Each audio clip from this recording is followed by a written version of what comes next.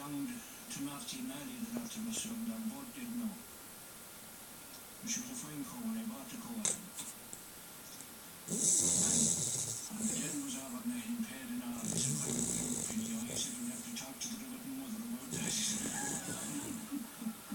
So it was a no-go, yeah.